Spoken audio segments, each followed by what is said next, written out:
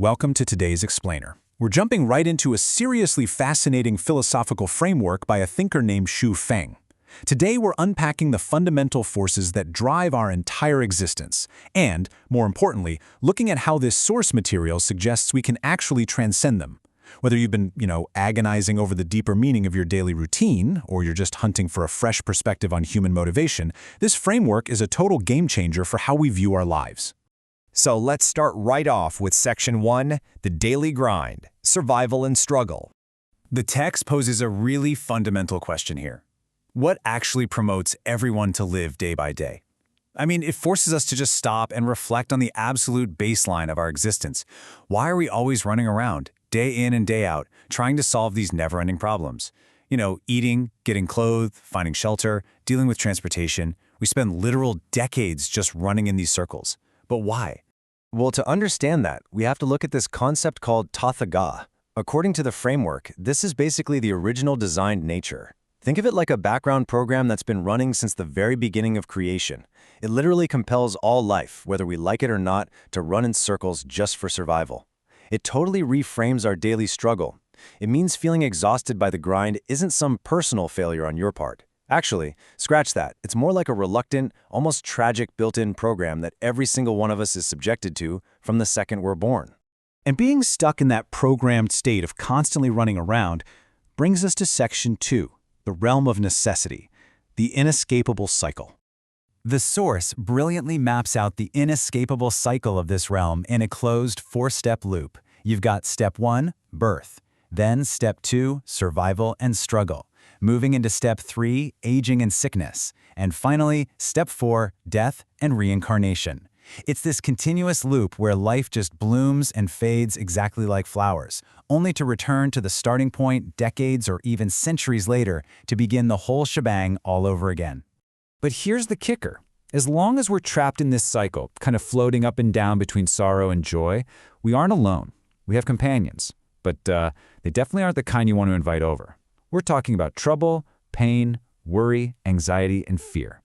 The text argues that as long as we're bound by this realm of necessity, these negative emotions are basically our permanent roommates. Really explains a lot about the baseline anxiety of modern life, doesn't it? Which naturally leads us to Section 3, the illusion of pursuits, futile and transitory. There's this incredibly striking quote from the source material here. It says, everything we pursue and own in the human world will eventually melt into emptiness or burst like bubbles. They are absolutely illusions and dreams. So the absolute crucial takeaway is that no matter how glorious our achievements might seem, no matter how much wealth or status we accumulate, if we're still inside the realm of necessity, it's all as futile and fleeting as a passing cloud. We are literally burning up our vital energy on things that just will not last. So, facing that rather stark reality, we're presented with a monumental question.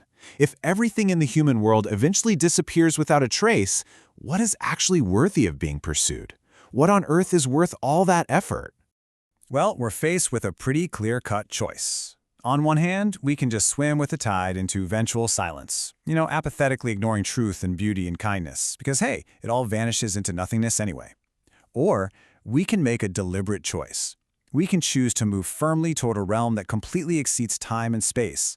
We can actually target an eternal direction. And choosing that eternal direction brings us right into Section 4, the realm of freedom, our ultimate destination. To really wrap our heads around this, we have to compare the two. On one side, we have the realm of necessity, where our physical bodies literally push us to run for survival, defined by tragedy and those fleeting illusions we talked about. But on the other side, the realm of freedom. The text specifically places this in heaven, referring to it as the celestial islands continent of the Elysium world. It represents the absolute, ultimate liberation from our physical demands.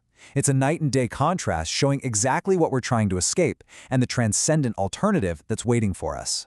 So what are the actual attributes of this wonderful life in the realm of freedom? Imagine this: no death, pain, or sorrow. Absolutely no fear, fighting, or deprivation. Just eternal joy and sunny, beautiful springs. Eternally green mountains, crystal clear rivers, and the best part, the ultimate freedom to do whatever you want forever. These details paint a picture of a broad, beautiful world where the daily torture of survival is completely swapped out for complete and utter liberation.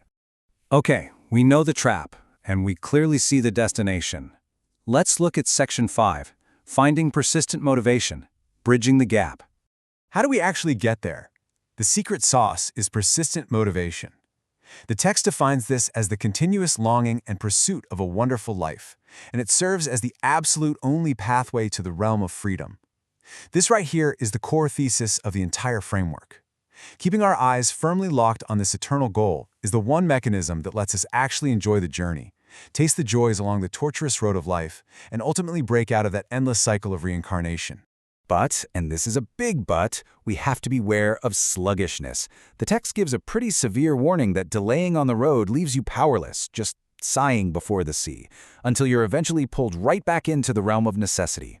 A lot of people fall down because they get lost or confused, and they let their pursuit just slowly fade out. When that happens, they get stranded right back in that tragic daily grind, completely missing out on the beautiful life they could have had. Which leaves us with one final, absolutely crucial question for you to ponder today. Do you still have the motivation to move ahead? That broad, beautiful world described in the text is out there waiting, but your ability to overcome the immense difficulties of human existence and actually reach it, that depends entirely on whether you will continuously maintain your pursuit of the good life. So, are you going to let the daily grind wear you down into silence? Or are you going to keep your eyes locked on that eternal horizon? Think about it.